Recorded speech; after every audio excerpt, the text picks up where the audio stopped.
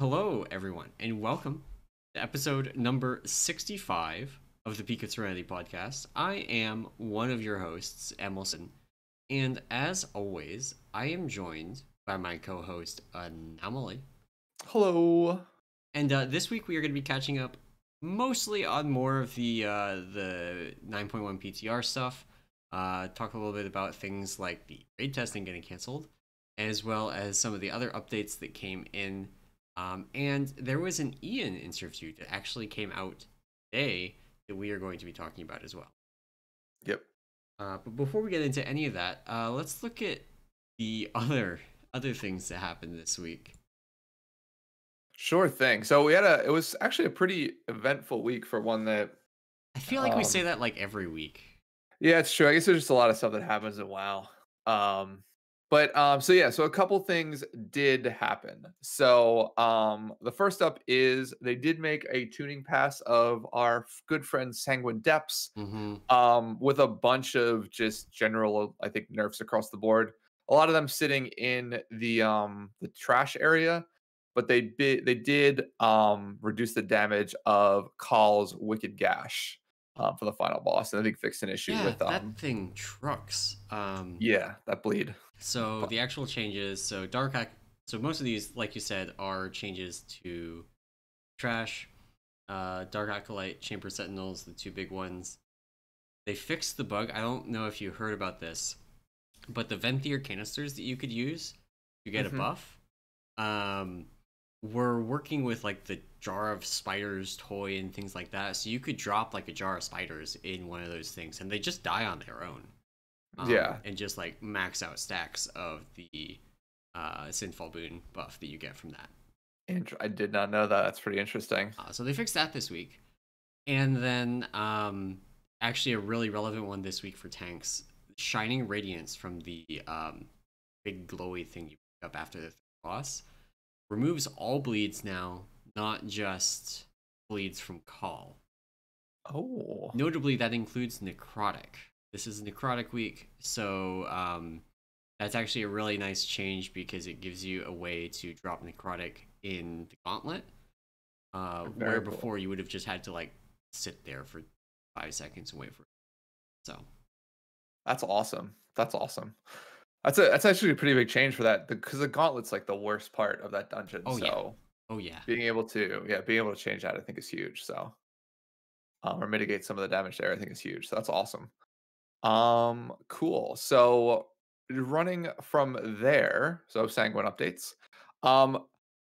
Next up was Wowhead did post a article on the new anima changes, and basically, how much is it worth getting certain upgrades, right, in terms of your anima consumption to do sort of individual things. So basically what they're saying is it generally depends on how far you're going to go to buy or purchase or sort of get items that require anima.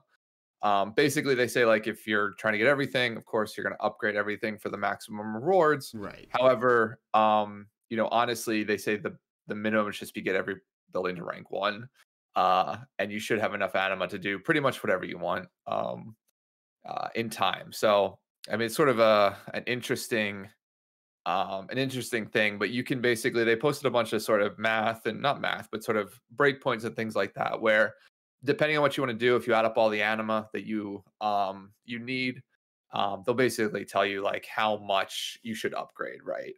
um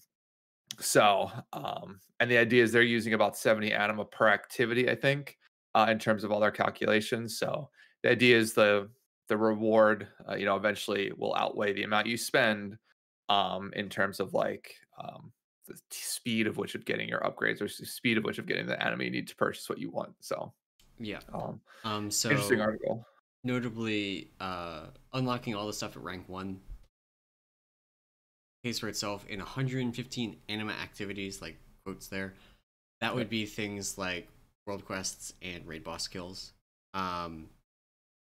And I went ahead, so I think it is also important to note that like you're probably going to want to upgrade at least 2 of the buildings to rank 1 anyway. The transport network, that a lot of people just rush to rank 3, and then the command table are actually 2 of the 4.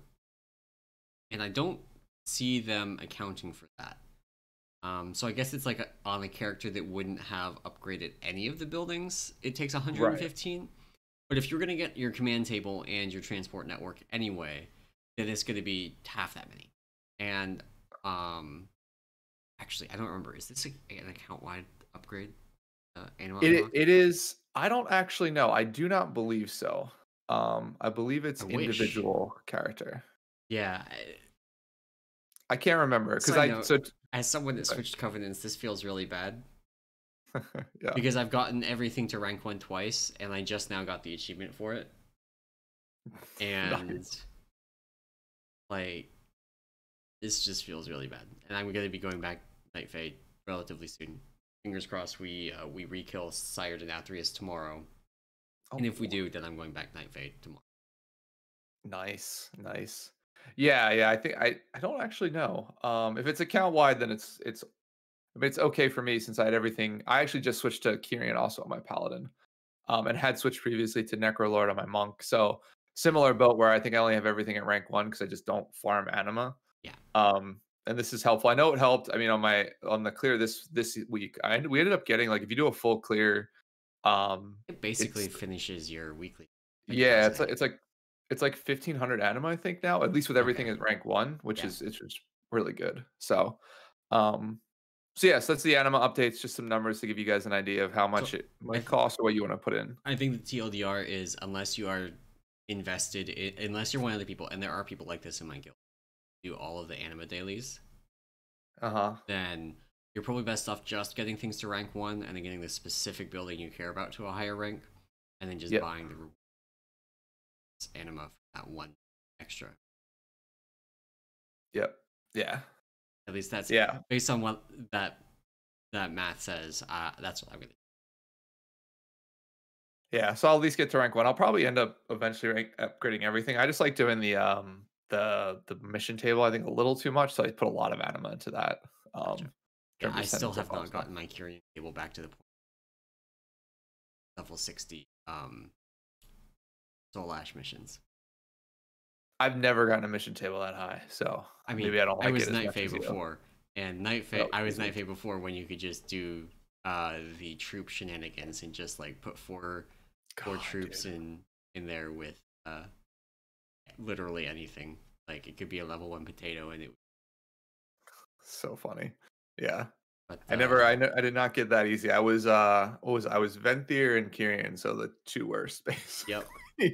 Before all the changes, so cool, yeah. But that's on the anima rewards side of things. So next up is a little bit of a downer more than anything is old Jeffrey Kaplan, or as his in-game name was Tiggle, is leaving Blizzard, or has left Blizzard, I guess you could say. Not as leaving, has left Blizzard.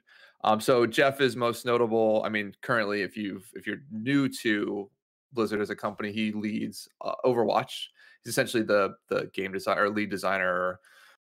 He was the head honcho of Overwatch and did a bunch of their game updates. If you've seen any of the like, hi, I'm Jeff Kaplan, and that's like his intro for all of the Overwatch.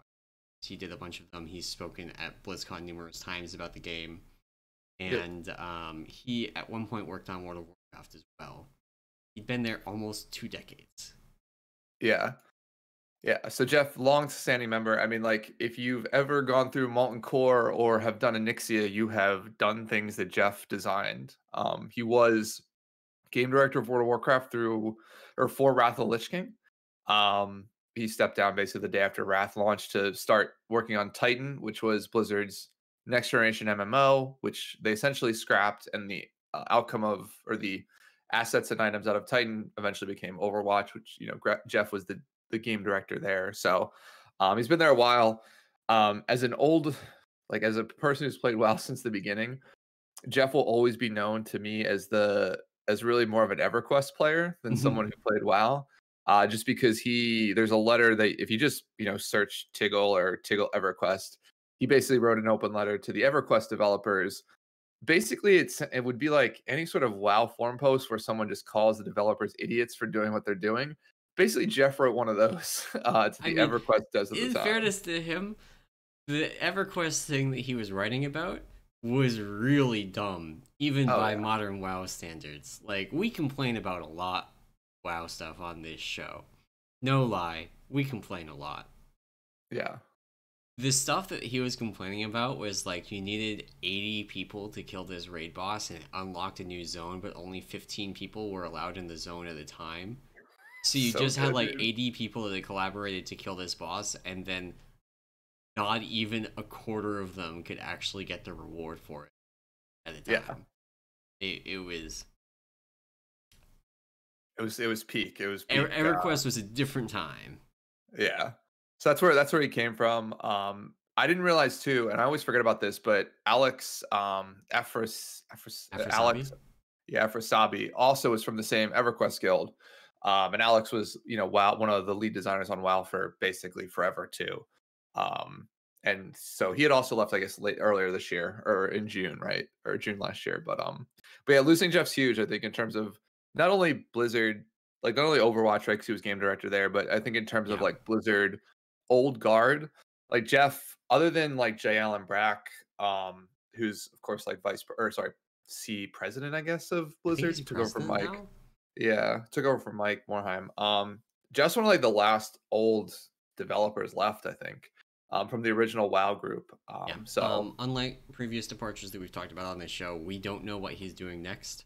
yeah, Um, but of course, I think the entire community is watching Dreamhaven very yeah, closely right yeah, now. exactly.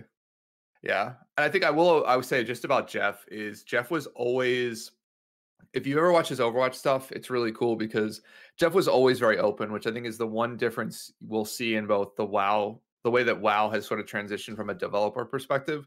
As these folks leave, is like I'd say there's less openness in about what they're Yeah. doing and what they're trying to do. Jeff's big thing was always, be as open as you can. Ghostcrawler, who came after him as game director, was the same way, right? So that the idea is we sort of are losing that slightly with Yeah. each one of these people. It becomes less and less of like an open dialogue, and I think Ian is kind of trying to change that. But Yeah. I mean, to be fair, it's not the same vein it was like back when some of these guys were running the show. Yeah. So yeah, so sad to see Jeff leave.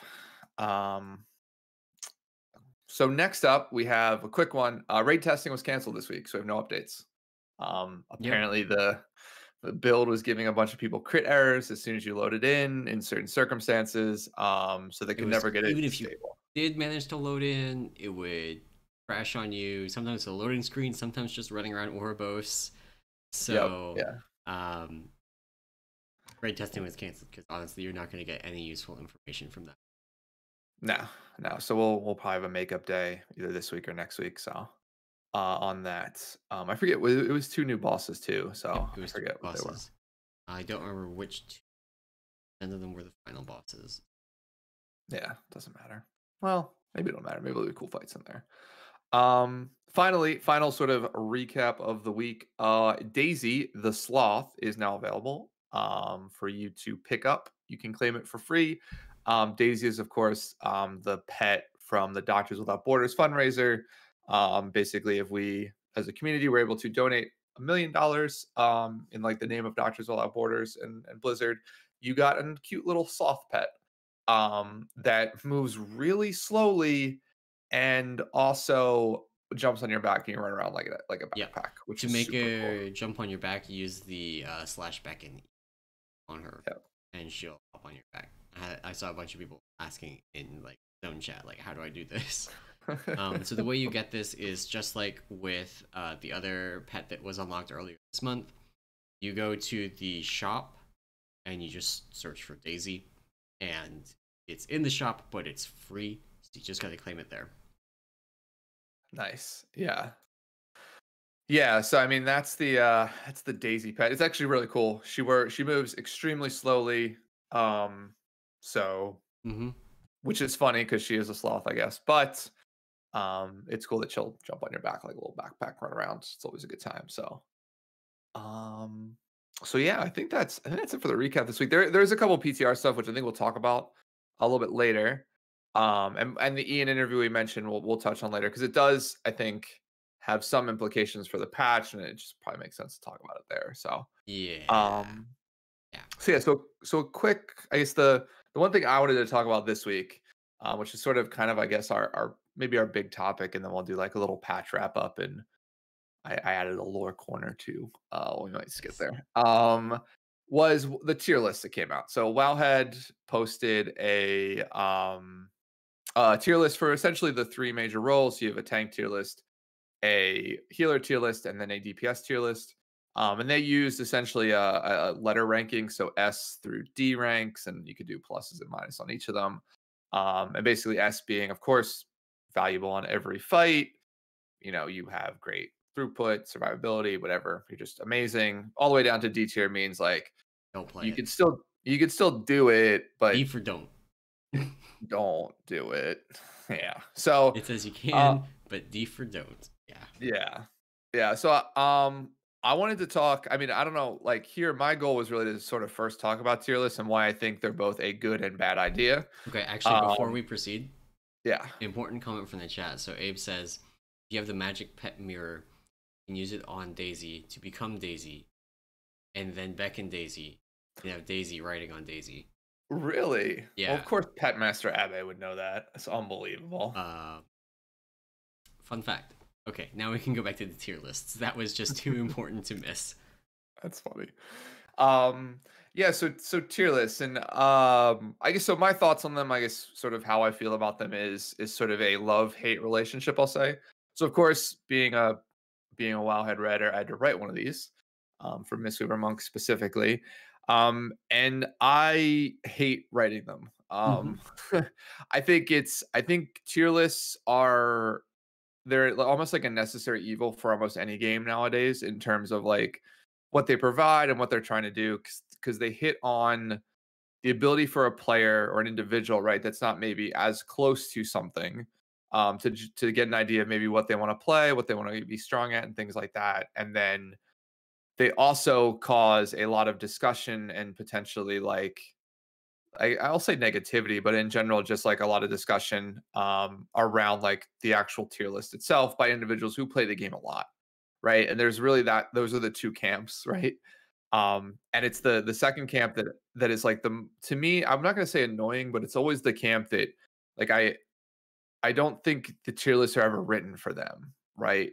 They're sort of a discussion point, maybe a topic you talk about in a group, but like producing a list on a website like this is never for those type of individuals. Because like for me, I use tier lists like if I play PoE or if I play, Diablo 3 for this season, like I use a tier list to pick my build. Like I'm not gonna say I've never used one of these before, but I don't debate like why I go a certain build in those games with like people on forums because like I don't know. So I'm just gonna be like, yep, this sounds good, right? Yeah, I think the Um, difference there is that something like Diablo, like I know there's group content in Diablo and PoE, but they are primarily for 99% of people single player endeavors. right, yeah. And so when you use a tier list to pick your build in one of those games, it doesn't matter to nobody is going to decline you from a group because they got the impression that your class sucks. Now, I will say I don't think anybody's going to use one of these tier lists to do that in WoW either, Yeah. because these I would say are reflective of the current community perception rather than like defining what the community perception is. Something like, well, if I pull up the healer tier list real quick as an example, um, so okay, actually, before I get to that, one complaint I have about these is how the ranking scale is like incredibly compressed. Um, like people complain about video game rankings being like on a 7 to 10 scale. Yeah. These are basically on a B to S scale. Like technically C and D exist, but I don't think anything. I didn't look at the DPS tier list. Maybe there's a DPS that's like that, but none of the tanks or healers did. So this general ranking though matches exactly with community perception already. Like Right. this is exactly like if you asked me to rank the healers from a rating perspective, this is the list I would give you in order. Like literally in order. Right. So I don't think this is actually going to influence like whether people get invited to groups. It might give people a scapegoat to be like, oh man, this tier list. That's why I am getting declined. Exactly. You're probably getting declined because Mistweaver is kind of not like if you get a choice between a Mistweaver and a Disc Priest and you know they can both play the game, take the Disc Priest. Time. Yeah. Exactly. Exactly. Yeah, and I think that's the idea with some of these is just like there's no way to write one of these that doesn't like it should always mirror community perception anyway, I think. And the other side of this is like there's no real way to write a tier list that also includes all the nuance, Yeah. particularly in a game It's like very WoW. one dimensional. Right. Like in BFA, for example, Mistweaver was undeniably a PvP. Right. Just like incredibly good in arenas and dumpster everywhere else. And then there's things like if you had the exact corruption build that was required to make Rising Mists work at the beginning of Nilotha, you were a literal god. Right. Yeah. And no mere raid boss could stand before your HPS. Exactly. But then if you didn't have that, again, dumpster tier. So it's very in a lot of cases it is context dependent because something like Disc Priest being high on the list is very dependent on Spirit Shell right now. Right.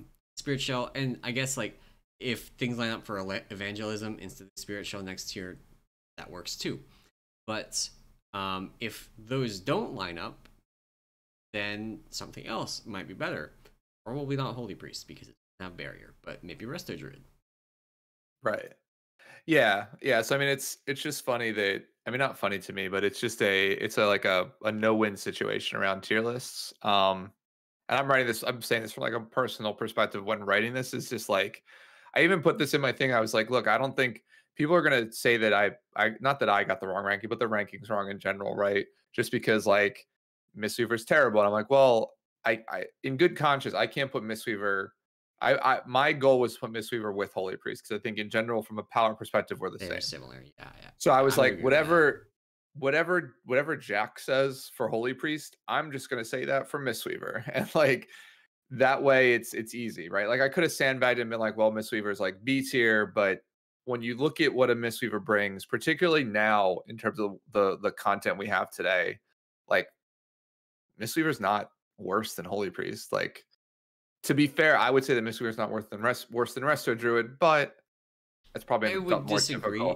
and that's mostly because of the non-healer, like non-healy things that Resto Druid Well, brings. like with like Roar Like and yeah, Roar, Bear that's true. Form being extremely good defensively, Convoke for DPS pushes, That's and fair. Iron Bark being, in many cases, better than Cocoon. Although, No. like, never let anybody tell you that Cocoon is bad, because Cocoon is also very good after they buff.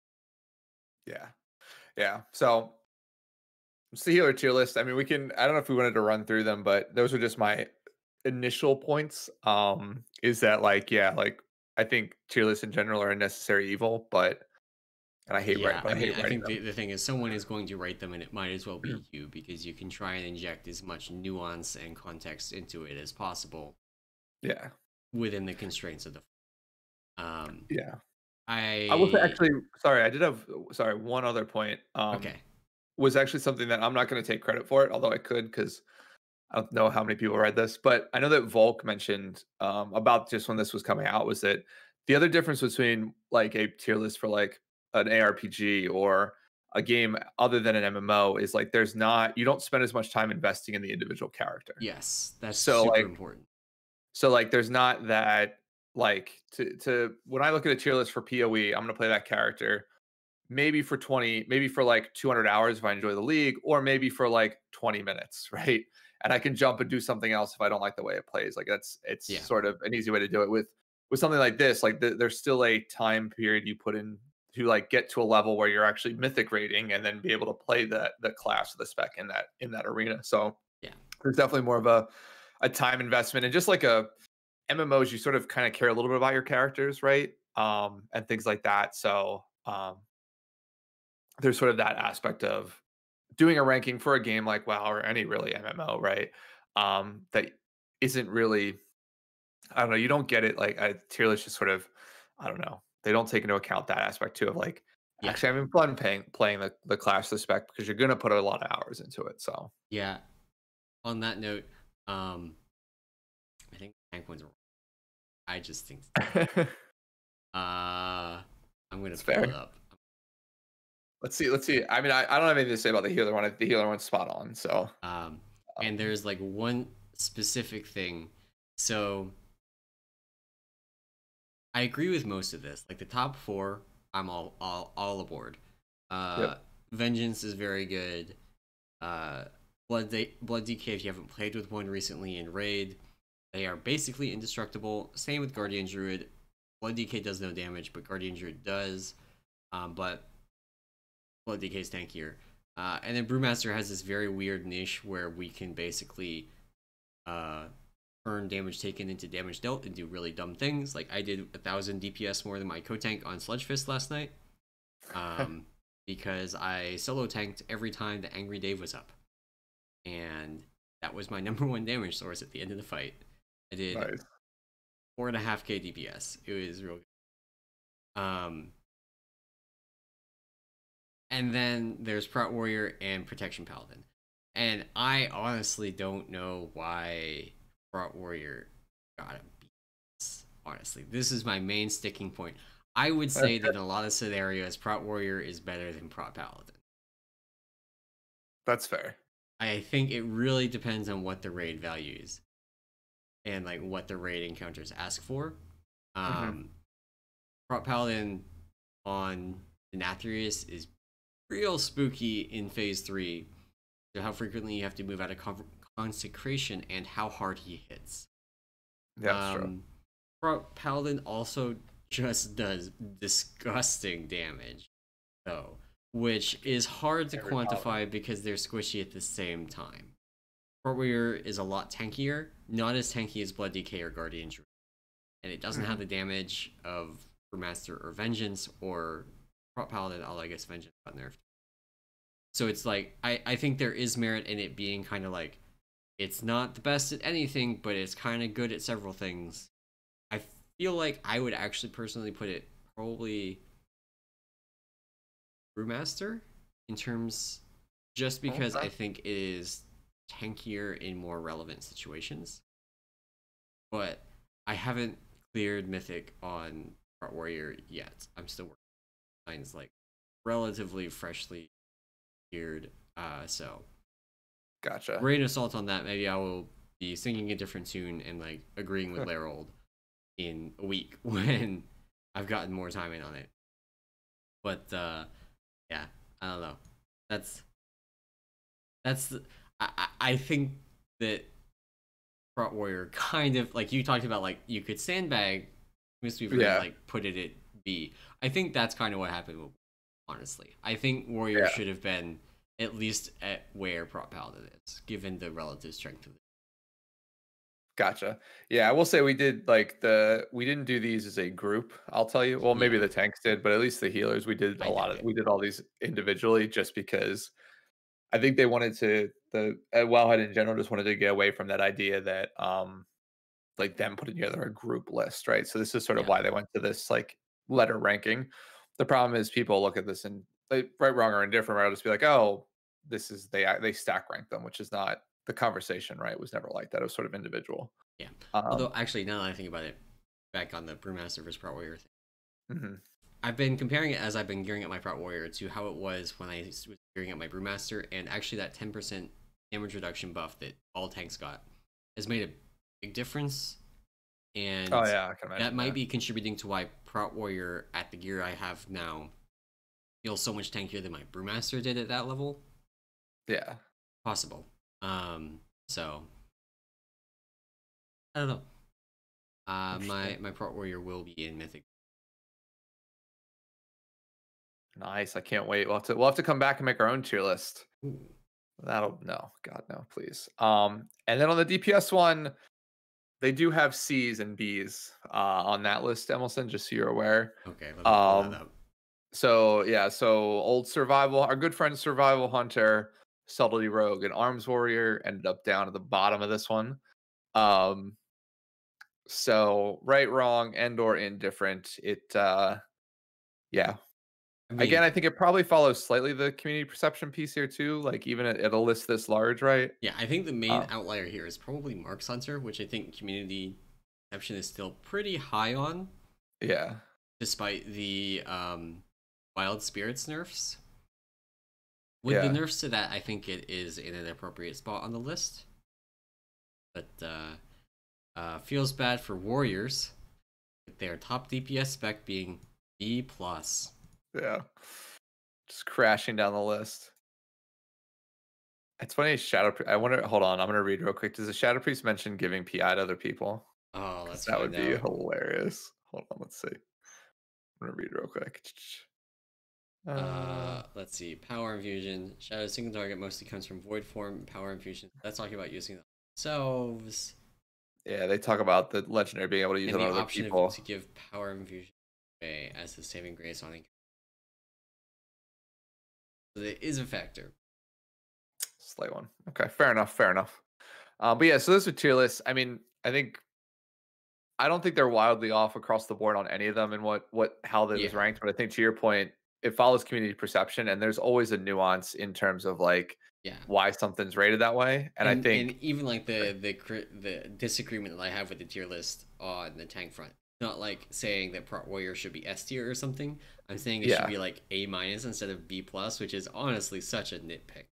yeah, like a small one. Yeah, I will tell you that the Wowhead comments I didn't rate across all the board, but on the healer one are A plus. People were not happy with the way I did it, and then also they called me a 1 of 10 heroic raider. So it's fucking rude. Really? Somebody was like, I'll just read the comment. It was great. They were like, sorry, but how is Mistweaver A tier for Mythic Progress? Their toolkit lack on so much. I'm just gonna read it the way they wrote it. I don't care about the grammar. Their toolkit lack on so much raid utility compared to other healers, and their throughput can't change that as there is even better throughput healers, Rester Druid, for example.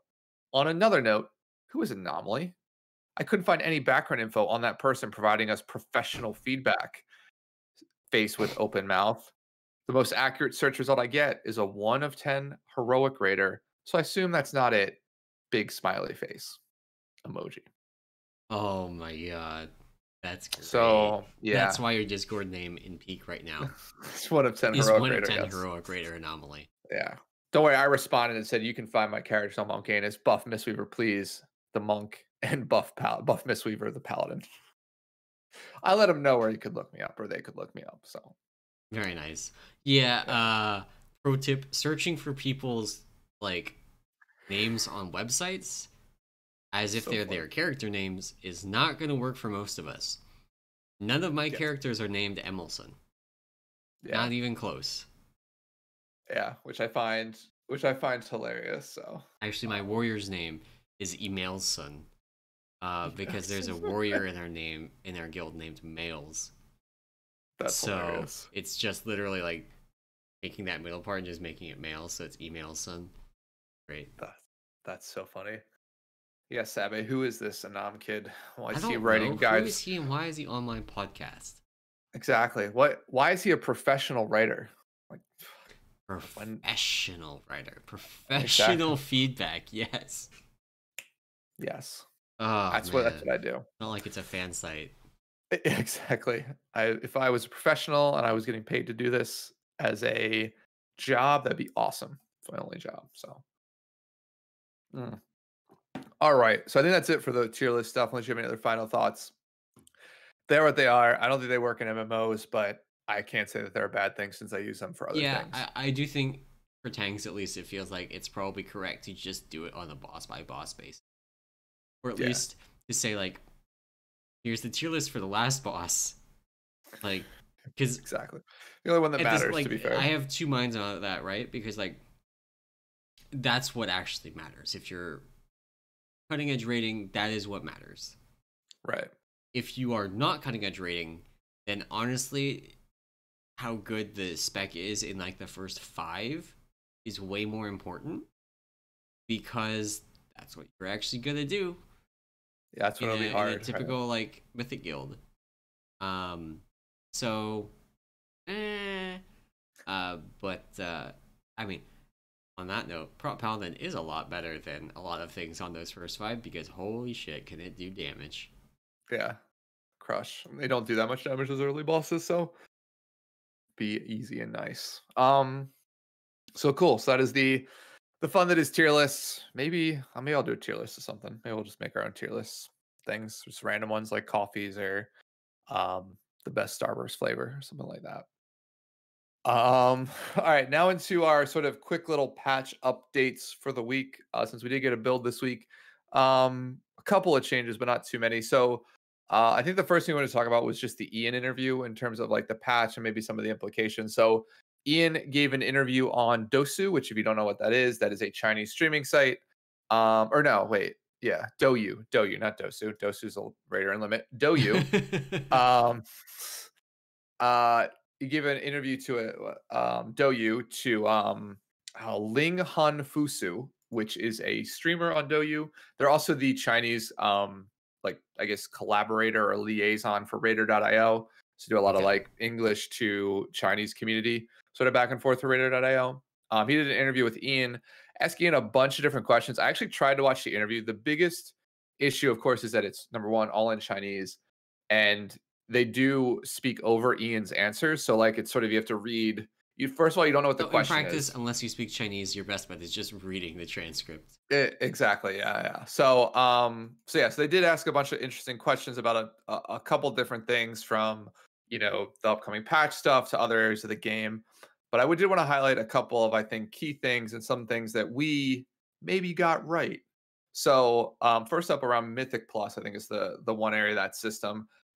Basically, what we thought is not 100% confirmed happening, but something they're thinking about, which is leveraging the new Mythic Plus rating system that's going into the game as an ability to like reward players in geared, reward players or like use the similar upgrade path that they've added, leveraging the Mythic Plus score for a specific dungeon to like let a person upgrade certain pieces, right? Or kind of tie the rewards there versus to the achievements of doing like a +5 on every dungeon, +10 and +15 that they do today. So thinking about that, which will be fun. So Valor upgrades might be dependent on that. Yes. They also sort of acknowledge that sort of tyrannical and fortified, not the greatest. So there's a big disparity between the amount So of keys you're going to do I on one want or to the other. actually read the quote here Okay, cool. because I'm it's excited. great. Hang on. Where is it? Oh, I had it and I lost it. Oh, is it the other post? Oh no. Oh, no, here it is.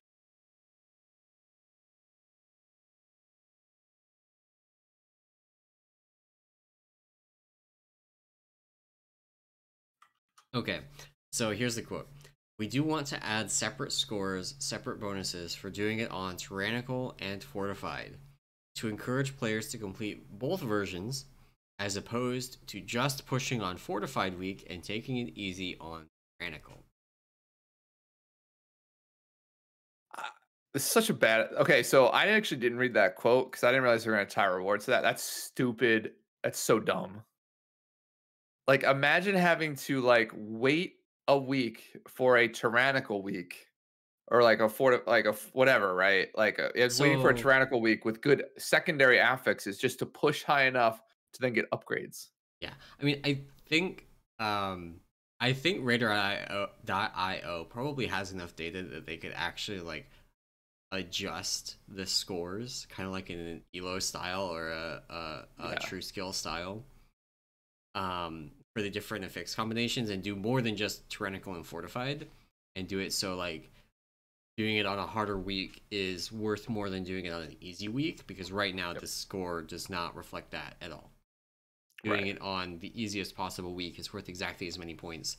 And there's even the joke that like um I remember there was a push week in BFA in Nyalotha towards like the end of the tier that that week happened, and the joke in guild was, well, you can't trust their score now, that push week just happened. Like you can't Yeah, look at their score now. You gotta pull up Raider IO and see when they got that score. Because if they're exactly. like 2,500 or 3K now, I don't remember what the score was. It was like some like not the highest of high scores, but like reasonably high score. If Right. you look at it and it's all this like fortified, or I think it's fortified bursting volcanic, and then the I remember seasonal that week. effects, Yeah, right at the end. Yeah, and that's all of their keys. Then you know they probably can't keep up. that's funny. Which I say that as someone that right now doesn't even have Keystone Masters, so I guess I shouldn't throw stones.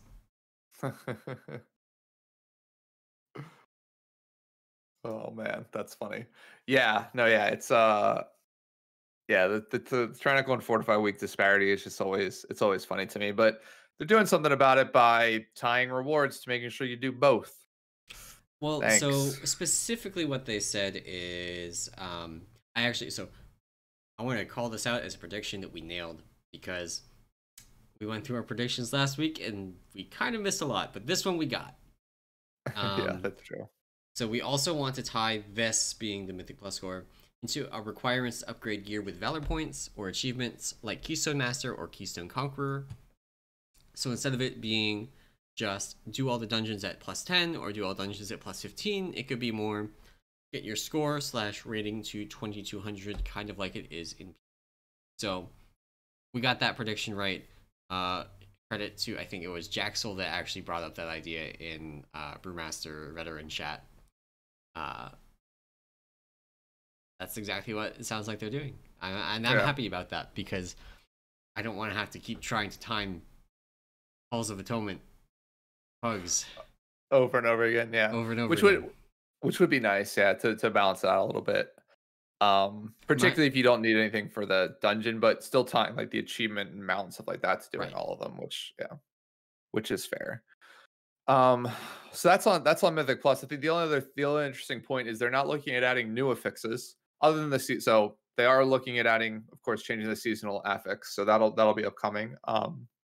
Or I don't think they have anything to announce just yet. He mentioned, but they have a couple they're working on. They'll pick the one that they like the best and let us know. The more interesting piece is they're not going to add new I call them secondary affixes. Maybe they're not adding new affixes in general beyond just the seasonal one. They're really just looking at tweaking the existing ones, such as Melee's favorite Storming, and also Melee's favorite Spiteful, which And Melee's favorite, I mean, I guess this also applies to casters, but Waking. yeah, like and to be And fair, also I would say Melee's that favorite Sanguine. I will tell you that, like, for Sanguine and Quake, I think because they've been along for longer, they're People not are as mostly big a okay with deal. them. Like, people know how to play. Yeah, And the bit almost every single mob, including bosses, you can fit 4 people around, so like 3 melee plus a tank. And then, like, honestly, if your group is 5 melee, you kind of have it coming. Like, right, I yeah, don't have sympathy for your 5 melee group. Just, like, make your Holy Paladin run away. I don't care. exactly, yeah. But no, yeah, and the changes to Quaking, like, it doesn't do damage to you individually, right? Mm-hmm. Only if you club. That was a change early on, right? In the start. I think that That's was such a this. huge change. Yeah. So they've made a bunch already. The spiteful one I think is the most annoying because of like the range stuff with those guys and that they hit from super far away. And the fact They that kind of like fixed it. It's like I think a kind little of. bit still inconsistent, but they kind of fixed it. Yeah. But just the fact that you have to run away with that and then storming just being in one area like just means that like Storming with is my least more favorite affix, and if I could pick one affix to remove, it wouldn't be tyrannical or fortified. It would be storming. yeah. Although It just tyrannical is makes real bad too. Fuck tyrannical. it, it just makes it tough to play the game, I think. Um so yeah, so that is I think that's like the Mythic Plus stuff. The interview does go on to sort of some of the other sort of ideas, right? In terms of like class design and class balance. And there's a big one here um that I think is important to note, which I've never heard somebody at Blizzard say this, which I think is big, is that um, when Blizzard is looking at actually class design and changes and items and feedback and things like that, right? They kind of look at everything they can get their hands on, which is sort of an idea that I don't think they've ever publicly stated that. But so they'll use like class forms, they'll use, third-party websites like Raider.io and even Warcraft logs, right? Yeah. And the idea is that like they have some of their this is the quote, I'll just read it, right? Like he basically says, in the context of answering this question, he goes, "We have some of our own internal data, but a lot of it matches what the community is looking at. Because at the end of the day, the community is looking at Warcraft logs, they're looking at Raider.io representation, and that's what leads raid leaders and dungeon pug leaders to decide who they want to bring, or sorry, who they want to invite to their group." Which is interesting because Blizzard has like previous to this quote, Blizzard has always sort of leveraged this idea that they have more access to more data about the game. I don't think that's true anymore. I don't think it. I mean, technically, yes, it is true because they have things that even that aren't logged, and like they can see Right. stuff that even was private logged, but we have access to so much data in the era of Warcraft logs and Reddit.io that the gap is much smaller than it has been in the past. Right. Also, Right. the Daisy on the back of Daisy thing, Abe sent me a screenshot. It is on stream right now. It is pretty funny to look at. You need to get off this daisy chain. All right. Or train. Sorry, I mispronounced it. I missed that. Little Can pun I ban for you you. for that pun? That's fine. I'm gonna go to sleep. No, Abe just sent me a screenshot of that. It's awesome. And it's it. Yeah. But but yeah, I think the data thing I think is pretty is interesting to hear them say that, because that's all that in the past has been a reasoning where I've heard this as like, oh, you don't know what you're talking about as players because we have access to all this other stuff, all this information. It's like, well, I mean, you give us a bunch of information already from a logging perspective. We have enough logs now, or enough people, like it's easy enough for someone to log information that like we have that in aggregate. We can see and we're representation. starting to get even more like things built on Warcraft logs as they've expanded the capabilities of their API. Like this. Right. Like proc stats. Like this. Look at this. Kills per week the week that they did this hotfix. Holy fuck. Yeah. Yeah. But yeah, it's we have a lot of information now. A lot more than we did back in the day. And I think that our level of knowledge about the actual of things is much, much closer than it was, in Wrath of the Lich King. Right. Right. And then, I mean, Ian does in the same answer. So I focus much more on like, hey, they agreed we have as much information as they do about the game, right? Or at least similar levels, right? We're closer.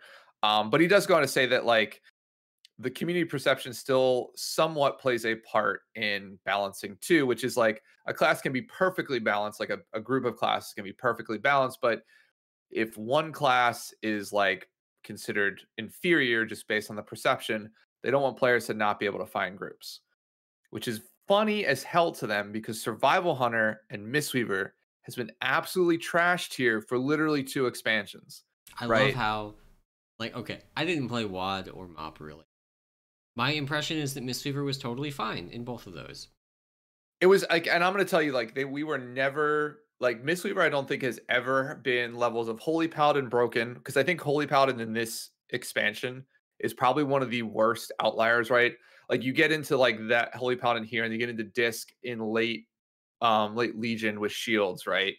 Or, like, then go even further back, like, Shaman in Burning Crusade was, like, ridiculous, right? But the idea is, like, there's been periods where certain classes have been super broken. I think Holy Paladin today is the most broken healing spec, but Mistweaver's never been there, right? Like the most broken we ended up getting was Castle Nathria and Corruption, and they fixed that real quick. Yes. Yeah, right. They fixed that, or not Nathria, but Nyalotha. Sorry, and they fixed that real quick. Yeah. But even in like Legion, or sorry, even in WoD and MOP, we were good. Like you could take us, like we were on the world broken first monk guild. spec at that time was Brewmaster.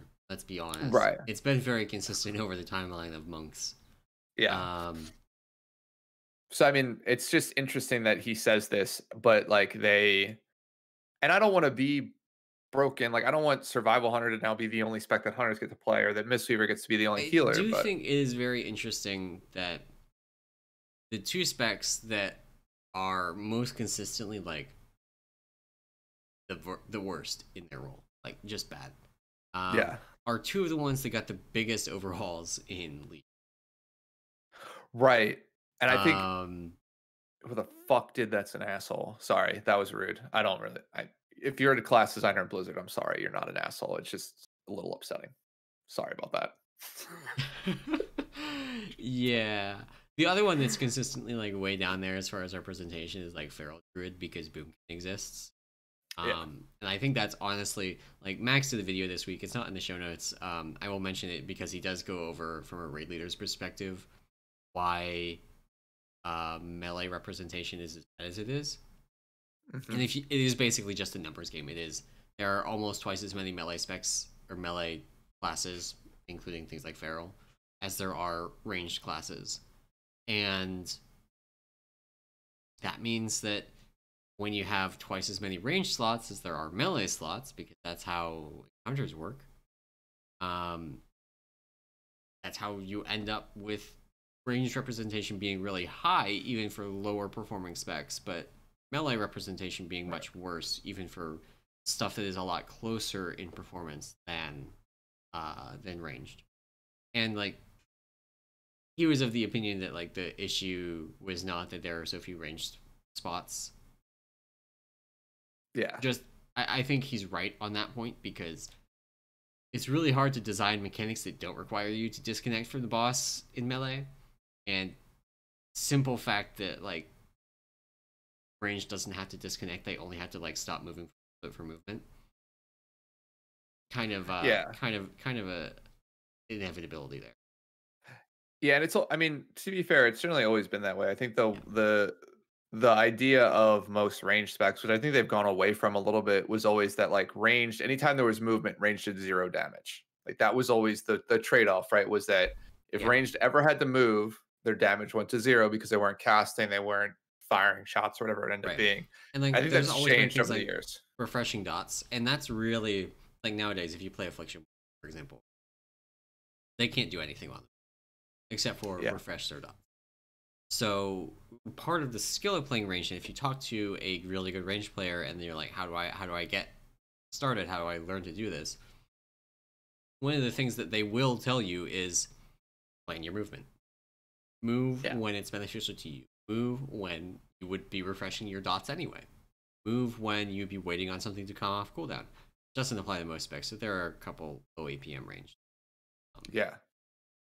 Yeah, or like or do the whole stutter step, right? Like move Yeah, in between GCDs or casts if you can, and things like that. So yeah. yeah, I mean I think that's a fair point in terms of just like the strength of each of them, and why yeah potentially you see like ferals and survival so low is just that There's a melee ranged in option. general.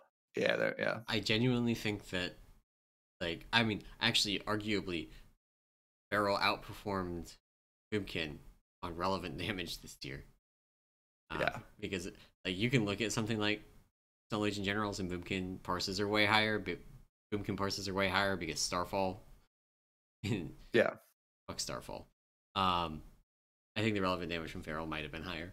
It's really hard to tell from the aggregates on that, yeah, and like even in that case, people still brought Boomkin instead because they're ranged. exactly. Yeah, which yeah, it's one less melee spot, one less chance, which is funny too because a lot of people say um like melee is somewhat more difficult to play or something like you always hear that too, which I think is like I don't think some of that's the strictly true. neither do I I. don't think that's strictly true. I think that I honestly would say casters are harder to play than most melee. Um, They hit like the mechanics in range are much more difficult. Well, not more difficult, but there's generally more of them, and they require like to your point, I like think honestly, most of the reason I would say that is just that they have to really play around their movement in the way that melee just does. yeah, yeah, that's Melee, true. it's like kind of like learning when you can stay in for a little bit longer and get extra damage versus moving out. Yeah, Ranged have to deal with movement so much more often, and if you're not good at doing it, then your damage is going to really suffer. that's fair. That's fair. Um, but yeah, so I think that's Jeff's interview. I didn't see anything else unless you wanted to cover any other points from it. I didn't get a Um, chance to read the whole thing, so I'm working highlights, and I don't think there's Gotcha. anything else I really want to touch on Yeah. at this time. Um, Other than, I guess there is a comment in there about no third deck for Demon Hunters. Uh, Yeah. in classic Ian fashion, it is a not right now answer. Uh, Which I I just mean, thought that was funny. I think it's a yeah, good answer because who knows what they're gonna do in 10 years. But exactly. also, Very lawyer answer. yeah. I love Ian for those. I'm not gonna lie. All right, cool. All right, well, so that is sort of the Ian interview. Some interesting stuff. I think the data point I think is one that will be fun, and the whole community perception on spec stuff is interesting.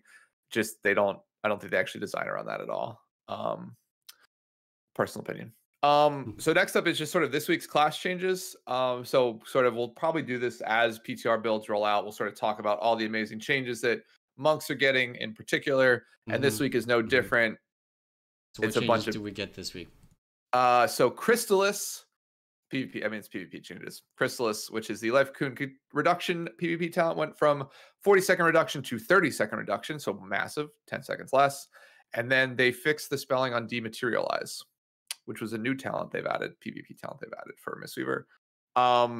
And Nimble Brew is that Oh. added to Brewmaster? So the way they wrote it is confusing because they removed the old spell and added a new spell in its place with a very similar name. Gotcha. Um, Okay. so basically, the old one was that you learned a spell to craft Nimble Brew, and you could trade that to your allies. And it removed some CC effects from you and reduced the duration of them. Only a Brewmaster talent though, so I have never heard of this. I'll be completely honest with you. yeah, that's because the troll brew, the troll build for Brewmaster doesn't use it. Gotcha. Okay, fair And enough. why on earth would you have Brewmasters running flags? It's true. Then so they changed it to Nimble Brew, which is now a ground targeted thing, which prevents one full loss of control within the next 8 seconds on everyone that gets hit, all allies that get hit. So Interesting. I don't know if that's better or not. I honestly never ran it. It feels like Nimble Brew now is probably like harder to use, but potentially like more blowout potential. I don't know. That's so weird. Yeah. It's like so paladins have talent that can remove stuns, mostly stuns, honestly. Remove stuns. That is like Nimble Brew better. Okay. It's like it's hard because like Nimble Brew is AoE, right? Right. Yeah. The paladin one is not. I don't know that what's the cooldown on the paladin one is like half. But this prevents you from getting stunned in the first place, which can matter for something like a cast. So like I don't know. I don't do enough PvP to really know the answer, and I definitely do not do Master and RPG, which seems like the only place where this is possibly relevant. Because if you can like throw this on your entire group, and that just like next CC is just not happening. That'd be pretty. Yeah. Granted, it may just like eat a Shadow Fury on a lot of them, or Which is still helpful. I mean, it is still helpful, but it's not like saving your healer from a Hodge or some kind of value. That's fair. That's fair. Yeah, I mean the Mistweaver ones are just funny. just Yeah. They spelled something wrong, so they fixed it. Like, thanks, buds. Really getting it in there. We still do not have Covenant Legendaries for Monk. Yes, we don't, but we do have ones for Paladins, which I wanted to talk about just for a second, okay? Okay. Let me. And I just want to talk about the Kyrian one because if this is like, I've seen the discussion. Absolutely ridiculous. Like I don't know but this just seems nuts. So the new Covenant specifically, and to be fair, from a holy perspective, I don't know if this maths out to be generally better than Shock Barrier, which is already very strong. However, their Covenant specific legendary for Kyrian is that every 10 seconds after casting Divine Toll, You cast it again at 60% effectiveness. This effect lasts 30 seconds. So essentially, you get 3 additional 60% like effective divine toll cast after you cast it. So Is that bro? Like to me, that seems fucking out of control. um there's a lot of questions about how this actually works because you can't actually craft this right now on VR. But How does it actually? What do you mean? How does it we don't actually know work? if it, like, for example, triggers Pelagos. Does every additional cast give you Pelagos orbs? No. Does every additional cast for protection paladins interrupt? Because if it does, I guarantee you there's at least some keys where this is just the best legendary because it's just AoE interrupt every 10 seconds. So fucking unbelievable, dude. But yeah, this seems very good. But I think honestly, the real highlight of the Paladin one is Venthyr Unknown. Oh, just every 10 seconds you recast Ashen Oh for my god, don't do that. Yeah, I think honestly, I don't extend the even know duration what of they Ashen would. by 100%, so now it lasts for 90 seconds on the ground. I don't even know what they would do with the Venthyr one. And it It's looks like they have no idea what they're gonna do with the Venthyr one. yeah, But like, Ashen Hollow is already so good. How do you make it better I don't know. without And just this completely breaking things? this is the biggest thing I have with like a Kyrian legendary like this is that it sounds very good, but it's also because Divine Toll is very good, right? Yeah. So like the underlying abilities here are so like because if we move this to like what is like an analogous one of these to like a legendary that monks have, right? Or sorry, an ability that monks have, right?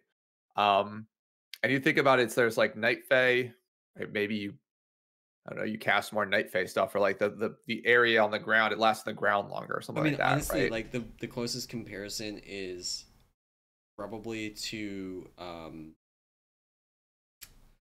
Bone Dust Brew.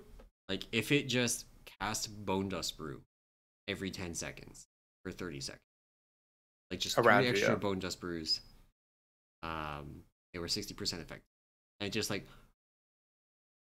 recast it around you or whatever, like was the best to make it actually hit. I don't know. I don't care. But for the sake of example, that's the kind of thing we're talking about.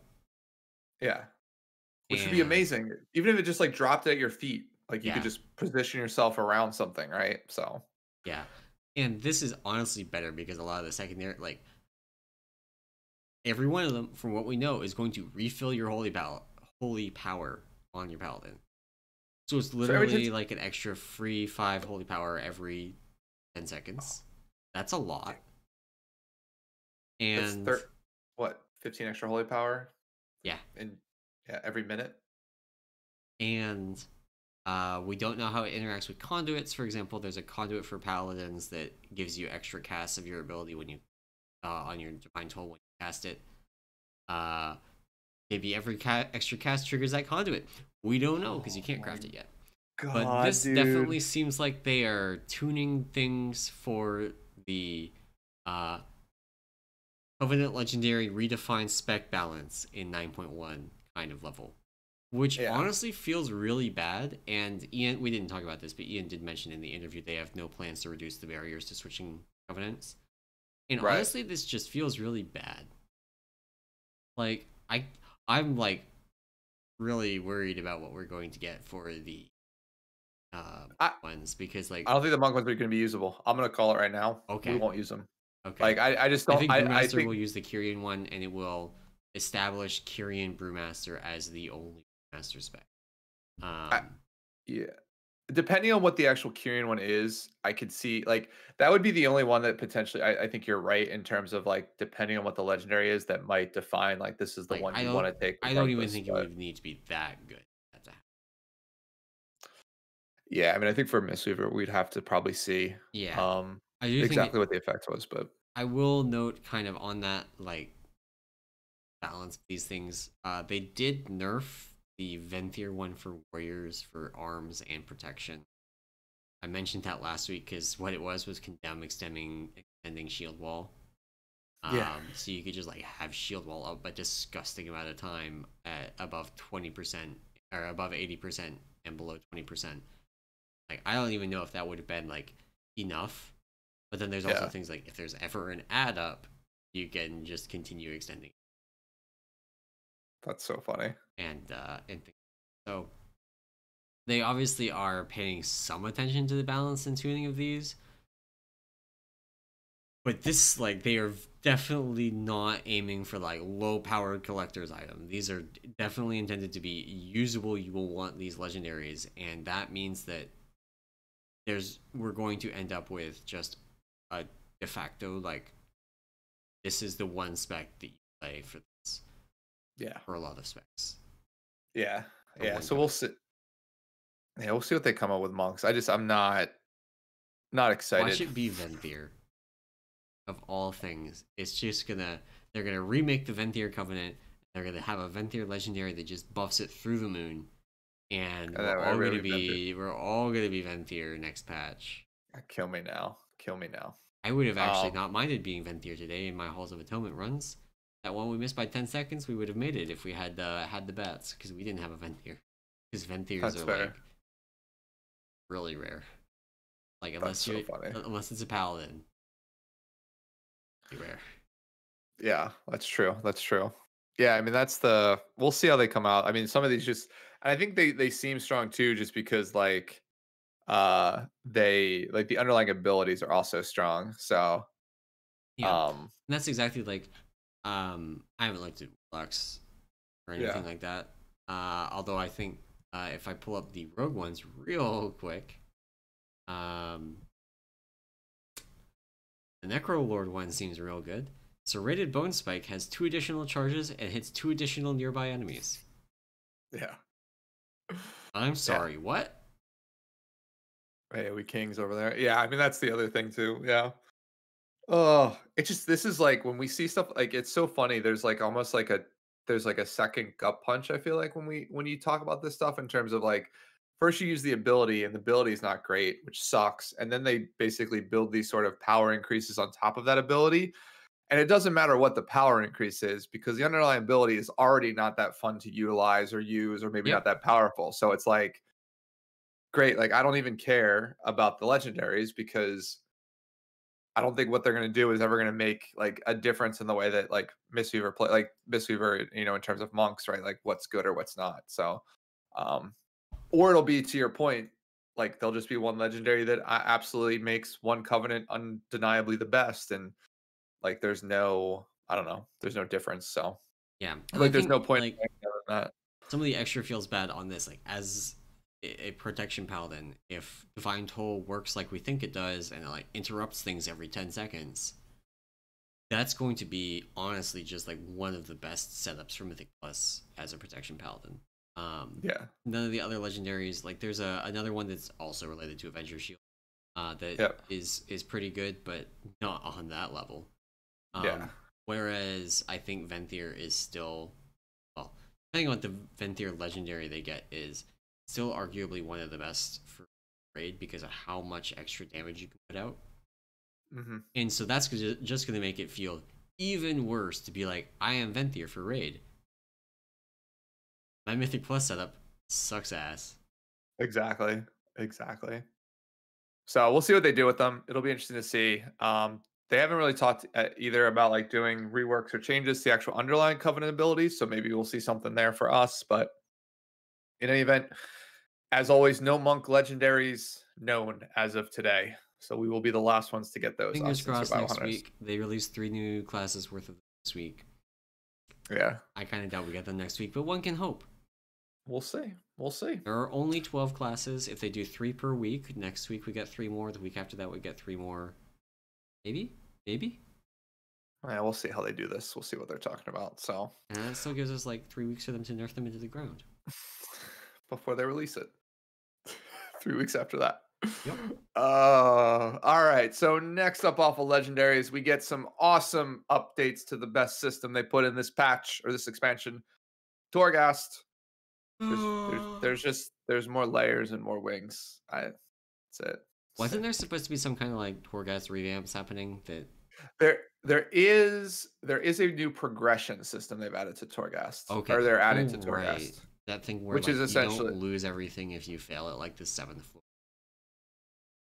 well, it's the rewards are based on more than just it's like a score based thing.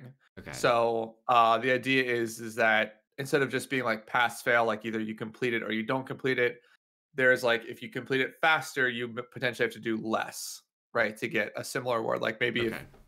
somebody like I think the idea is that like the quicker I think it's basically going to be time based, but the faster you complete something, the more rewards you end up getting, which means I think they're still capping rewards, but that is you might have to do like only one run a week versus like Yeah. two or three. So I mean, um on the one hand, I know a lot of people liked that Torghast was not time based. I yeah. actually like was doing a Torghast run and just went to the store in the middle of the run this week because I got to a new floor and I realized I needed to get to the grocery store before it closed, so I just left my character there and ran to the Yeah. store and came back and I was still logged in. That's And so funny. like if it's time based, you can't do that. Yeah. um, Exactly. at the same time, like there's a bunch of people in the comments on this news that are like, "Oh man, it's the worst system in the game." I think that's a very strong statement when we have a game where world quests exist. Yeah. Yeah, no, I don't think to be fair, I actually as an idea, I actually like Torghast. I think the problem is with any system like this is that you can't time meaningful like if you tie a meaningful reward to it, eventually you get everything you want from that meaningful reward. So the system Yeah. becomes like I also not think that the progression in it is too binary, basically to that same point. yeah. Like, I did a Twisting Corridors run on my warrior this week because that was the way to get the legendary recipe that I wanted. Yep. And I got to floor 6, got my legendary. Yeah, floor 6, got my legendary, and then was like, well, I'm kind of busted OP already. Why don't I just continue? I got to floor 17, and then like anytime anything hit me, shield block down, I just fell to Died. just on the ground. Oh, And I hadn't crafted a legendary yet, and the one I was crafting doesn't even work solo, so just like I'm done. just yeah, I mean I died repeatedly on floor 17 just trying to get to the last boss because it was honestly a really bad floor. But Yeah. that felt really bad because I got all the way to floor 17. That was like an hour and a half and God, dude. nothing. That sucks. Yeah.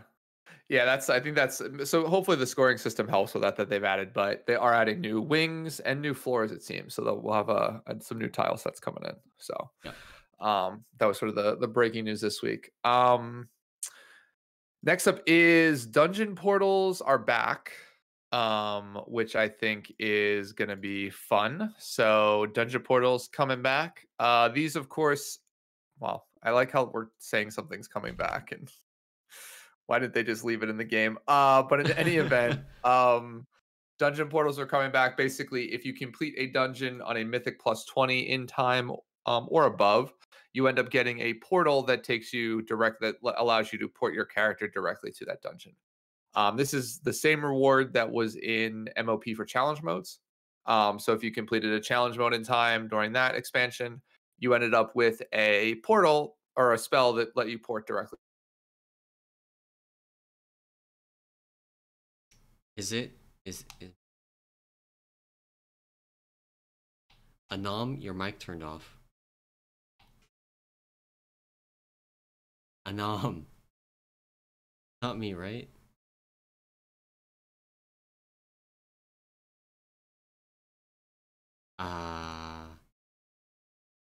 Because he's not showing up at all.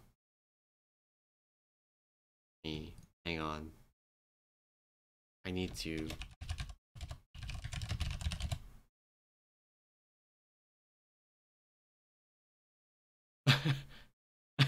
I don't know if he can't hear me at all.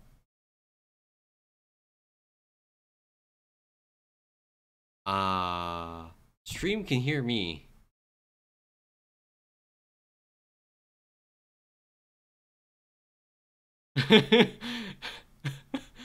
Stream can hear me. Stream can't hear you. I think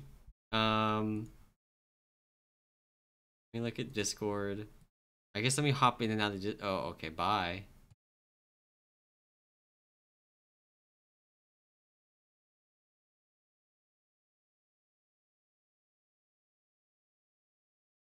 Oh no. Is this a non-PC issues part 2?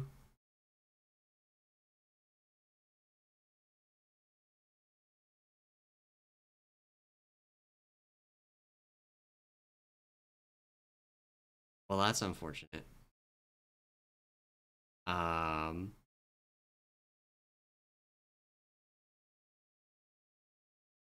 it let me back in. You. How Oh, do I? Oh, hey, I can hear you. am I back? I can hear you. Can you see me? Yeah, I gotta turn on So- the thing. Sorry about that. Yeah, we just lost like solid several minutes of you talking and not being able to hear you. I don't know if you couldn't hear me either. I couldn't. I thought you DC'd. And to be fair, I see that old Lincoln in the chat's making fun of my computer. I actually had to send my new computer back for them to Oh, fix it. It sort of an aside from my answer to that question, and everybody wants to love about Anam's troubles with computers, is it powered down randomly on Thursday evening. And when I turned it back on, it did not turn on, and the light that said VGA on my motherboard was blinking red, which when I looked in the manual basically said your graphics card's screwed. So rip. brand new 3080 dumpstered. Really excited about that. Trying to get a new one of those. So especially today. So yeah, so this is my old computer. I do not know what happened. Discord crashed and then came back. Um, so I'm back. I don't know when the last time what you heard of me talking about. I was just talking about Poor guest. Oh, really? I had moved on to challenge modes. Oh, sorry, challenge modes. You're right. We had started talking about the I was dungeon like, damn. portals. Yeah, dungeon portals. Gosh, I talked for probably like 5 minutes about them, but my point was essentially, a lot of people are making a big deal about this, like just coming back now, and why wasn't this always a thing, right? But I don't think people never did Mythic Plus like high keys like this to get portals. They did it to push, right? That was the goal, Yeah. was to go as high as you could. So the fact that they're adding them is cool. I mean, Should at the they have, same time, you didn't do challenge modes to get portals either. you just did it at the time. It was like a nice perk, but like nobody complained about Mythic Plus in like Legion or BFA not giving portals. And like now that Yeah. they're giving portals, I read a bunch of the comments. They're like, why wasn't this always in the game? Like I mean, re-adding stuff we had like 2 expansions ago. Great. Like, at dude, the like you same didn't. time, like I do think this is a really like good idea and Oh very yeah. low cost, low risk. Like you're not going to imbalance the game or screw up the gear progression curve by giving people Oh yeah. portals for plus 20. Yeah. And nobody's, I mean, to be fair, like nobody uses them. Like I don't think I ever used my challenge modes from MOP. Like maybe I used which I probably used one of them just because it was an out of the way instance I needed to get to. But There's like yeah, there's the one in the Manted area that gets used a lot for archaeology because you oh go yeah, there, that's fair. you do the archaeology thing, you convert all of your things into the Anchorage ones, and then Yep, you and then that's you fair. fish for the stupid bug mount. That's fair. I have the bug mount. I love it. But yeah, that's fair. But yeah, other than that, it's a cool change. It's a cool thing to add. So if you do high keys, more power to you. I just wish there were challenge modes, man. They were more fun. So Lincoln is saying in MOP they were useful because they redid the Veil and the point 0.3 patch. Um, Oh, when they destroyed it, that's true. so they did that, and then also an 8. Not sure which they. Oh, right. Oh yeah, getting to Veil from there. Yeah, that's true. If So you had the MOP ones. at the same I don't time, think I like had. I just put my Hearthstone in the Veil for that patch and used Oh, my really? dollar on Hearthstone to get back to BFA zones because honestly, Dalaran is a more convenient city than Zuldazar anyway. So I It's didn't true. really need my Hearthstone there at all. I just got summoned, or I had a yeah, port mage friend port me if I needed to get to Vale. Imagine having mages. I dude, one of my buds plays a mage. Won't ever play a different class. I love it. Um, but yeah, they're adding portals, which I think is cool. It's an interesting thing. Finally, they did rename Mega Soul Ash, which was a great name, to Soul Cinders, which Yeah. essentially, given the description, looks like it's the new currency to craft higher item level legendaries, which means it's probably the currency Torghast is going to start dropping once the patch goes in. So this is sort of what they're doing to avoid Soul Ash hoarding. Basically, it'll Yeah. drop a new currency. You'll have to refarm it up. And it doesn't, I mean, to be fair, I think it'll be used both for the upgrades, the way the upgrade system works, and then to craft new ones, you'll just craft the new ones at the higher item level um, with the new material. So, which means, does that mean we get new recipes that people have to level up for like Oh the base no. items? I don't think so. I imagine so here's what I think is going to happen based on what we have so far is Okay. that Soul Ash is still going to drop, but Soul Ash is only going to be used for making like the first 4 ranks. Okay. And then to make rank 5 and 6, you're gonna need Soul Ash plus Soul Cinders. So Cool. then like you need the amount, so if you're making a brand new legendary and you Yeah. want to make just like jump straight to rank 6, you need the first 4 ranks worth of Soul Ash plus the 5 and 6 worth of Soul Cinder. So But you what can about still the base hoard it. item? What about the base item? The new base items are going to be with the crafting system, so like the new crafter thing. So I'm gonna I don't so know. let's say if I didn't make a legendary, right? I'm like gonna making my first legendary. If I want to make the rank 5 legendary, right? Was the one Yeah. above everything else.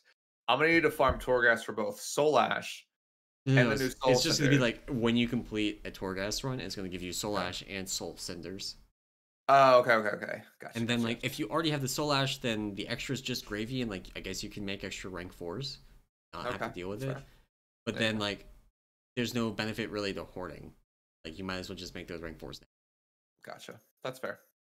Also, That's fair.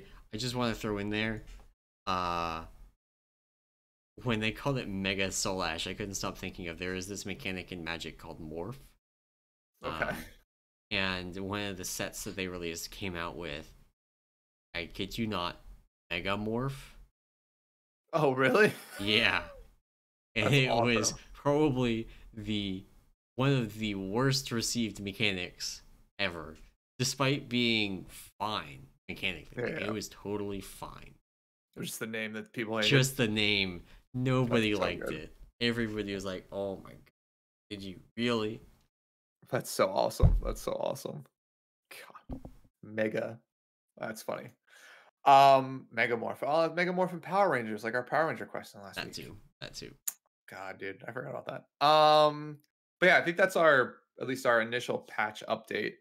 Um, and now we have. So I don't know. So we have anything else on the patch this week that you noticed? I mean, those were the big things for us.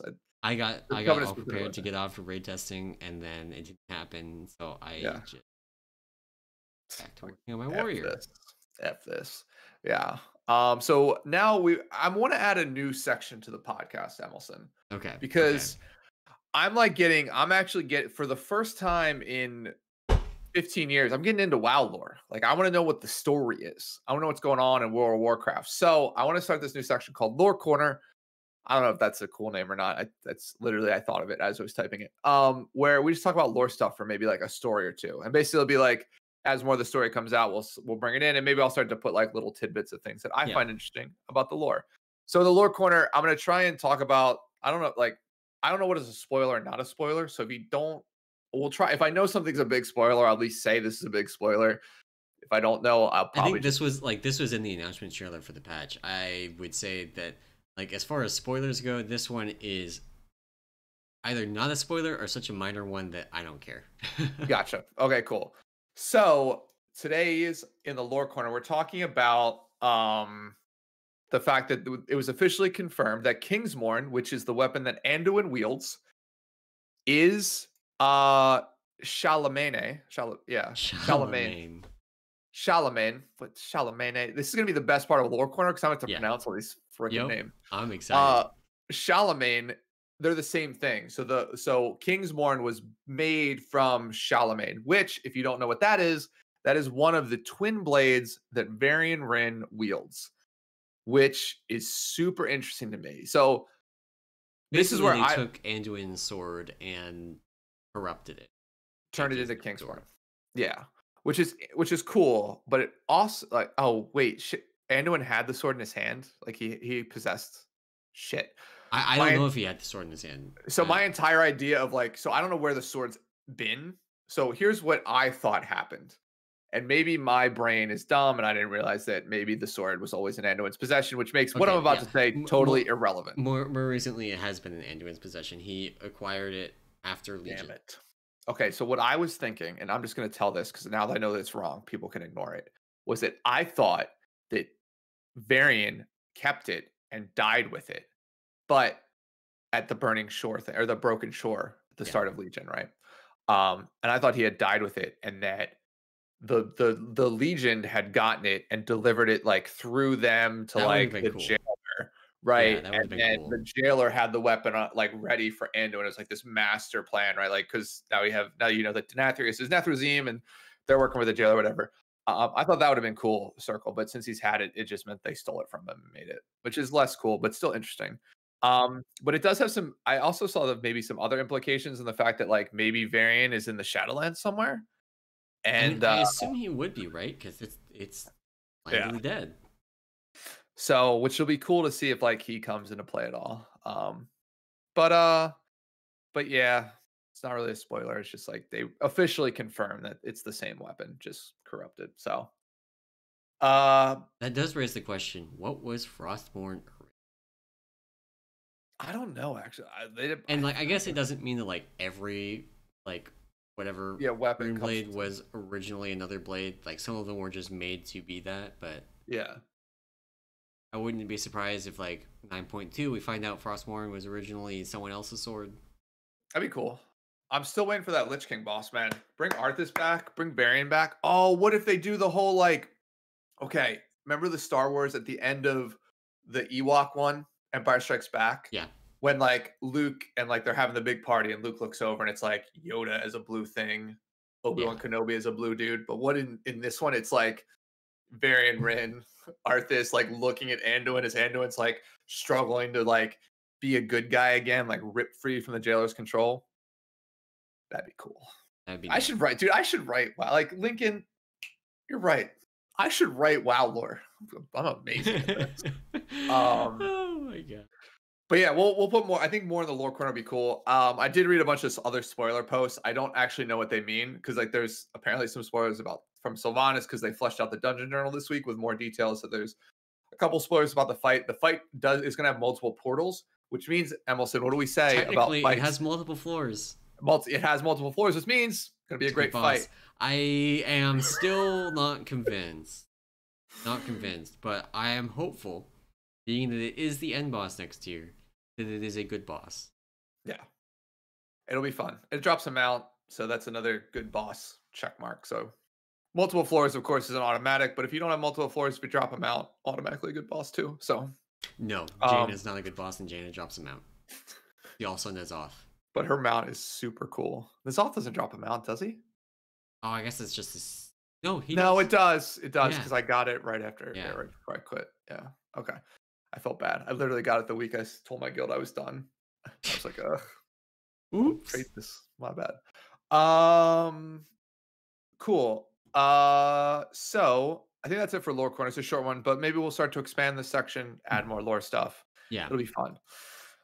So now on to this is honestly, I don't know if this is my favorite part of the show anymore. No, it's been demoted. It might be demoted, but for now it's my favorite part. We get to Q&A, which is of course my favorite part. You can send your questions into Emelson and myself. We will answer them on air. I say this, we have no limits. We do have some limits, but you'll know when you hit them, or we'll know when you hit them, and we just want to answer your question. So today we have a couple of questions coming in from a few different people, and let's go get into them. So first up, from Big Sad, they are -75 Raider.io #Necrowalker. Thank you very much for the question, Big Sad. They ask, are you enjoying the new Path of Exile League? How's your build going? So for whatever reason, every time there's a new PoE league, the brewmasters ping me and ask me what my build is. I don't know why. I guess I talk about it a little bit. So I did start playing this league slightly. I think I'm like halfway through leveling. I haven't put a ton of time into it. But it's fun so far. The new mechanics, I think is pretty cool.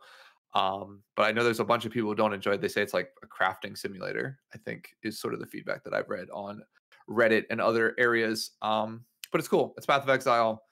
It's just I don't think my old ass brain just doesn't have enough space in it to figure out what to do. So like I'm getting really confused when I play. I'm like, there's all these things that I'm like, I don't even know what's good anymore. But it's PoE, so it's fun. You just pick a build. I googled, of course, what the best build in PoE this league was. Looked at a tier list and was like, this one looks good, and Yeah, picked it I up. mean, I tried playing PoE again a couple leagues ago, and just like went and looked like, okay, give me a. Because everybody tells you this too. Go find a starter build. Go Yeah, find a starter build. yeah, Because otherwise your character is going to suck and you're going to have a bad time. yeah, And so I went and found a starter build, yeah. and uh, didn't even get through. I think I made it through the first act this time actually. Nice. I will tell you, I don't think I said this. Maybe I said this on the podcast, but with PoE in specifically, like there's so many systems that like what you should do if you ever want to get into it is basically say like I want to pick one thing I want to understand for this league and that's it. And so like you basically pick the one thing you want to understand and just play the game. And once you understand that, then you pick the new thing because like Yeah, there's no way you yeah, walk into a league and know everything. So yeah. And this like um I definitely didn't try and understand everything. It was just like I don't know. I just kind of bounced off it again. yeah, it's not a drop in, drop out game, which I think is the problem. Like you have to invest some time. It's not like a Diablo 3 season, which like Yeah, is you're done in very like like a 8 hours. simplified. Yeah. Yeah, exactly. Yeah. You play for like 3 or 4 days, you've hit like the part where it's just grinding gear and you're like, all right, I'm good. So um alrighty. Thank you very much, Big Sad, for the question. Sorry I don't have better. Oh, and build wise, I'm playing a what is it, Bane Blast or Blade Flaw BFBB Assassin was the build I picked. I don't know what the acronym stand for, but it's like some rain of arrows thing. It's fun. Um, Next up comes from Hursty, of course, our friend. And they ask an actual serious WoW related question this time. Thank you, Hursty. They ask, what are your and Emelson, so both of us, what are our ideas for a reworked Venthyr ability? And what Covenant Legos would you two like to see? So we've Uh, answered the Venthyr one before, so I'm actually just yeah, going to recap my suggestion for it, which was basically, an on-use thing that basically gives you like claws and you drain anima from things, and it like empowers your ability some way. Maybe it's like self-healing, maybe yeah, it's like giving you chi or mana. I don't know, whatever makes sense for the class at hand. If it gave energy to brewmasters, it would be really bad, but something like that. I had a really more fleshed out idea last time we talked about this. yeah. um I but don't remember what I said. yeah, I don't I don't, either. I it's barely probably remember what I said. um something stupid. but yeah, like Um, the idea of draining anima to empower your other abilities, and like trying to use that to set up bigger stuff. Makes sense. As Makes far as sense. Covenant legendaries, I would like to see, Yeah, but if I I mean, can be a little bit less of a spoil sport, um I would say like for I guess let's go just through all, right? Like yeah, for Kyrian, I would say something takes it off the GCD, I mean, and no legendary for that. I mean if they're gonna do it, they gotta do it somehow. Please, for the love of God, this literally is the definition of cooldowns that you took off the GCD, and it's still on the GCD. It just buffs you. It doesn't do anything else. It resets cooldowns. It just buffs you. Um. Anyway, I would probably say like let it stack higher, increase the duration of the buff. Yeah, I mean, I would also potentially so power increase. I think is an easy one, but I think if we wanted to do something different, I think the abilities it resets, Maybe you could reduce the um, cooldown of them. either reduce the cooldown or maybe do like it reset like yeah like removes the cooldown on them for Oh, somewhat of a duration inside of it, right? 30 Like, seconds of just pressing kick smash. yeah. Oh, I'm sorry, Lincoln. It's probably because I'm leaning back in my chair. Is it better now? Stop lounging, bud. It's funny in Discord I can hear you perfectly. I think it's just Yeah, your I'm moving my mic whatchamacallit. forward so it can hopefully pick me up more consistently. Gotcha. Yeah, so I mean, I would say that for me, it'd be cool if it was like reset, like just leverage the already like the abilities that are already there, just buff those. So maybe reset for like the first like 15, 20 seconds, or like every 5 seconds reset the ability. Right. So part of what makes this hard is that like I don't want to suggest really busted things, Right. but at the same time, a bunch of the Covenant legendaries that we've looked at already have really busted things. Yeah. It's like uh, like I don't want to suggest anything like the Divine Toll legendary because that's bonkers. Yeah. That seems a little bit out of control. But yeah, so I might do like the reset thing. I think that would be cool. The Bone Dust Brew one we talked about, I think being able to drop it multiple times, I think makes sense. Would be Give it an interesting. extra charge, increase the proc Yeah. rate, make the procs more consistent. I don't know. Yeah. Or even Um, just like, oh, what if it like auto dropped at your feet every like 15 or 20 seconds? Like just while you had the legendary on. That'd be pretty cool.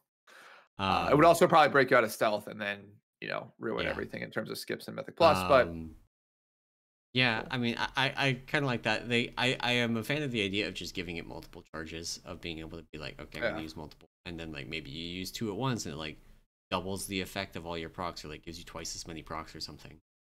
Um, Or just or you spread overwrite them the out and just original have it buff. more consistent. Yeah, Yeah. that could be cool. That'd be cool. Um, Night Venthyr. Fae. Oh, sorry. Oh You do well, let's start Venthyr. with Venthyr because I think Venthyr is the easy.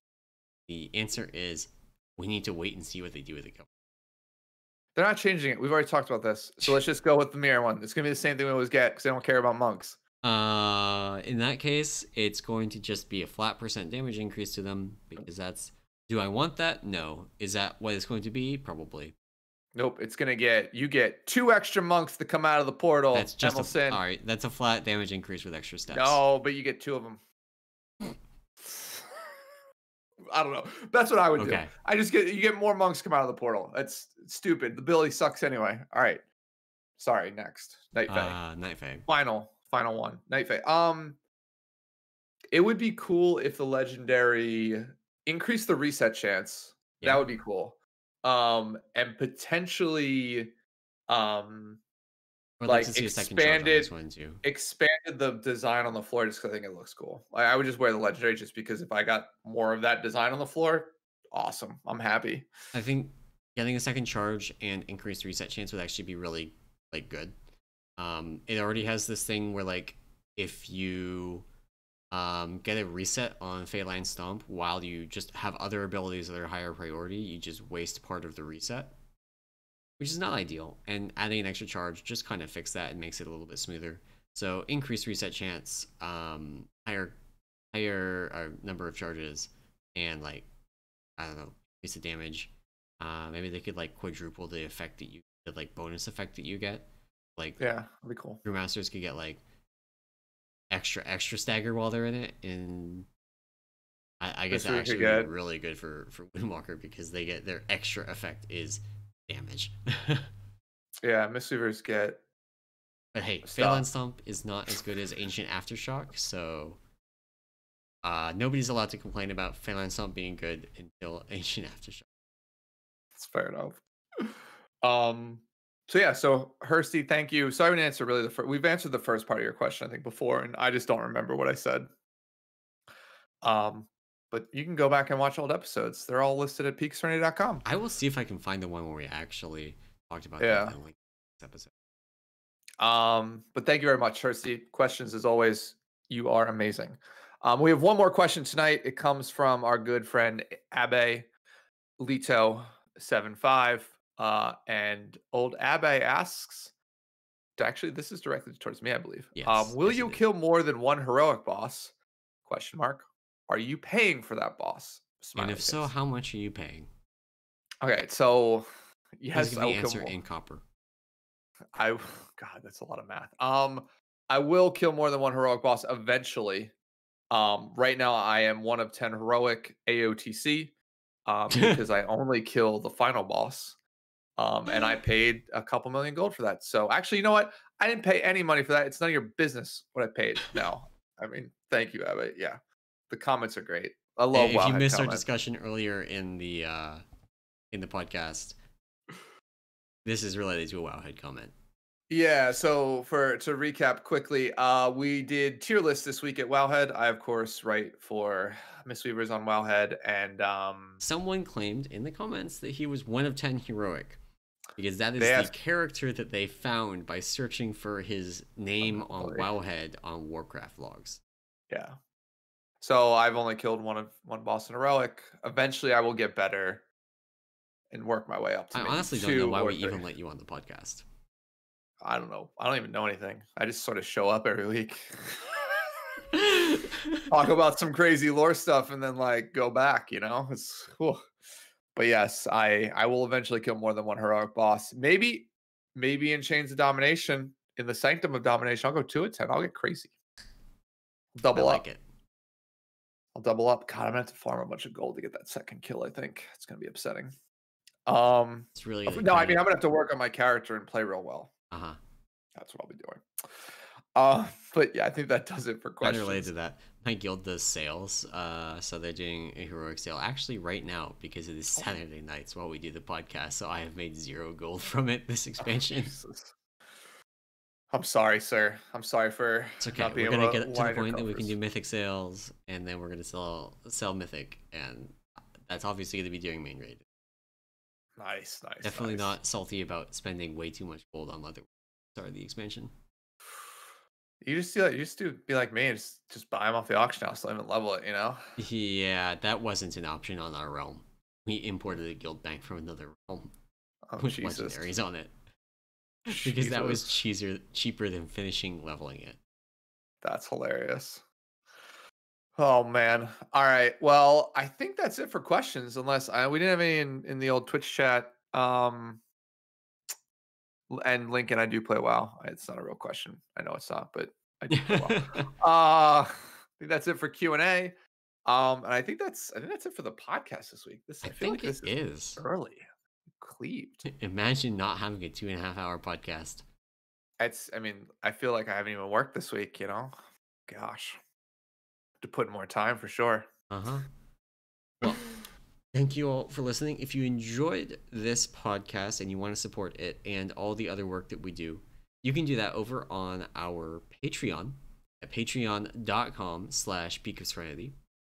And as always, if you don't want to or can't contribute financially, you are, of course, welcome to come and join the Discord and come and hang out. The lounge channels are pretty much always active for each of the specs and have a lot of good people, a lot of friendly faces, and a lot of spicy memes. Like Anam being 1 of 10 heroic. Always. But that is going to be it for the show today. Thanks again for listening, and we will see you next week. Bye.